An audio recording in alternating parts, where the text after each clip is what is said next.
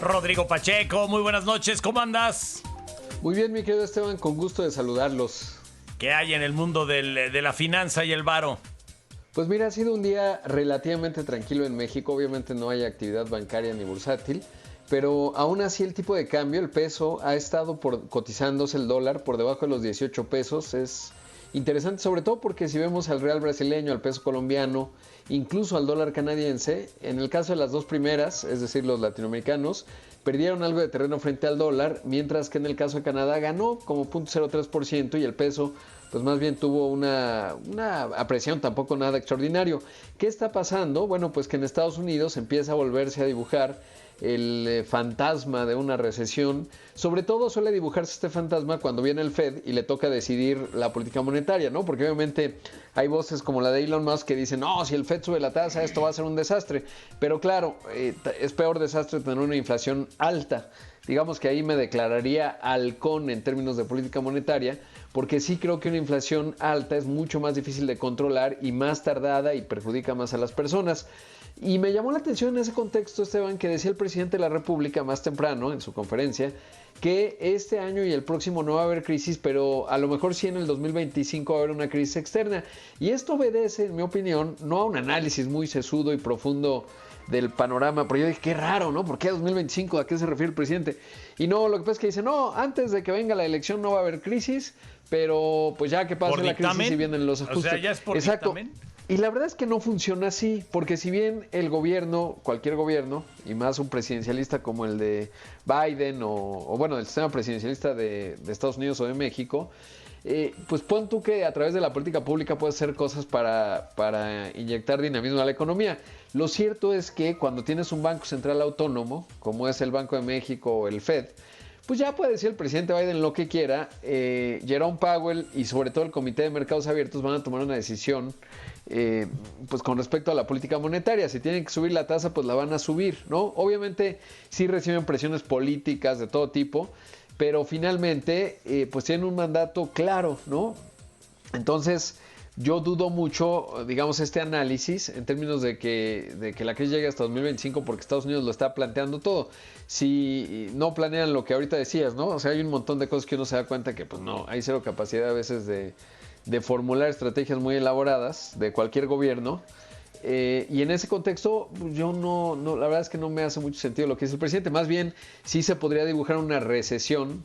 Yo tiendo a pensar que puede ser leve en Estados Unidos en este año, pero una recesión muy levecita, ¿no? Entonces, vamos a ver si México, con todo el tema del nearshoring, lo alcanza a compensar, siempre y cuando las señales que se dieron en este aluvión de reformas que se aprobaron de viernes a sábado, pues no inhiban demasiado la inversión, ¿no? Y porque la verdad es que estamos perdiendo un costo de oportunidad importante, pues estándonos peleándonos con nuestro ombligo, cuando lo que debemos estar haciendo es tratar de ver cómo logramos que este fenómeno del nearshoring o la reconfiguración de cadenas de valor, pues nos dé más empleos y más crecimiento económico. Oye, Rodrigo, y pasando al tema de la adquisición del Republic Bank, del First Republic, sí. ¿Eso qué lectura le das a eso? ¿Sabes que estuve leyendo? Me sorprendió muchísimo que lo comprara JP Morgan, pero ya leyendo con más atención, leo mucho un tipo brillante que se llama Matt Levine, y ahí explica que finalmente el FDIC, que es el IPAB de los Estados Unidos, pues tenía de dos sopas: o asumir una pérdida más o menos de $10,000 millones o permitir que lo comprara el JP Morgan un poco más, digamos, le da, comparten pérdidas de $50,000 millones. ¿Compró el banco o compró la deuda? No, compró el banco. Enterito. Básicamente compró todos los activos, se va a hacer de activos importantes, y lo único es que el FDIC garantiza, digamos, la cartera de crédito ya otorgada. No la garantiza, pero si hubiese pérdidas la comparten. No tanto porque la cartera tenga mala o los créditos tengan mala calidad, más bien porque contablemente le permite al JP Morgan no tener que tener tantos requerimientos de liquidez ante esos créditos, y si con el FDIC los comparte, pues entonces ya puede liberar más capital y fondear y capitalizar a este banco, al First Republic, y entonces ya lo va a integrar. Decía Jamie Dimon, el presidente de JP Morgan, que pues se acabó la mini crisis bancaria en Estados Unidos con el cierre de este capítulo. Vamos a ver, porque de repente esto tiene también muchas dimensiones psicológicas, ¿no? Y esas no se controlan fácilmente. esto, ¿sabes cuándo empieza? Pero no cuándo termina ni por qué.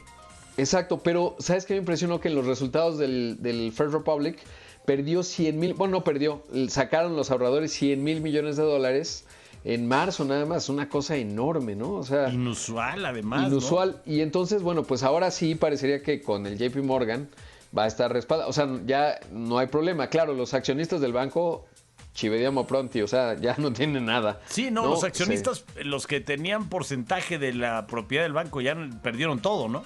Todo, básicamente. Pero los ahorradores tienen garantizados sus depósitos, incluso si superan el seguro del... ¿Es de esas compras de a dólar? Es de esas compras de a dólar, básicamente, sí.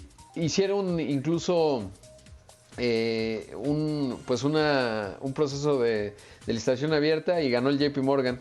Se pusieron creativos. Ahora te estaba leyendo en el New York Times que, sí, obviamente, como suele ser en estos casos, están negociando hasta la 1 de la mañana de hoy. Pues nada más los que si nos garantizas qué va a pasar, etcétera. No es sencillo comprar estos bancos, sobre todo porque te dan 3 días para hacer un análisis profundo y analizar un monstruo de estos, pues no es un asunto menor. No, bueno. Pero obviamente asume $1, pero asumes toda su cartera vencida. Exactamente, asumes lo que traiga en la panza, ¿no? Sí, normalmente este banco, ¿sabes qué? Parece que le habían dado, por ejemplo, a Mark Zuckerberg un crédito hipotecario con una tasa del 1.5 o 2%, ¿no?